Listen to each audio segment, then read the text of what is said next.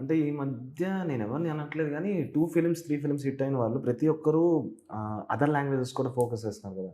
మరి మీకు ఆ కెపాసిటీ ఉన్న ఫిల్మ్స్ కొన్ని తీశారు. ఇప్పుడు 'భగవత్ కేసరి' కూడా అదర్ లాంగ్వేజ్‌కి వెళ్ళింది. హ్మ్. అంటే లైక్ ఎందుకు మీరు ఇంకా తెలుగుకి మాత్రమే వేరేది కూడా ఒకే దానిలో డబ్ చేసేది గానీ, ట్రాన్స్‌లేట్ చేసేది గానీ అలాంటి కైండ్ ఆఫ్ ఫిల్మ్స్‌కి అంటే నేను చేసిన సినిమా మళ్ళీ ఇమ్మీడియేట్‌గా డిటాచ్ అయిపోతాను. హ్మ్. వెంటనే ఇంకో కొత్త సినిమాకెళ్ళిపోతాను. ఆ జోనర్‌లో ఇంకేం చేయాలో ఆలోచిస్తాను. మళ్ళీ చేసిన క్యారెక్టర్‌లతోనే ట్రావెల్ చేయటం, చేసిన కంటెంట్‌తోనే ట్రావెల్ చేయటం అనేది నాకు కొద్దిగా ఇందాకన్నావు కదా! ఏంటి మీ ఎక్సైట్‌మెంట్ అని. Always try to give something different what my previous film అనేదే ఉంటది. ఆ ప్రీవియస్ ఫిల్మ్ నుంచి మనం ఏం బయటకొస్తున్నాం అనేది నా ఎక్సైట్‌మెంట్.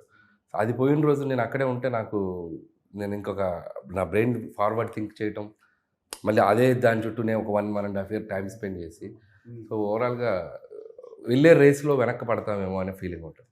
మనం అవును. పరిగెత్తేటప్పుడు నెక్స్ట్ స్టెప్‌కెళ్ళిపోవాలి. అక్కడే ఉండి ఆడితే డెఫినిట్‌గా some other content, some other stuff will come and cross you కదా!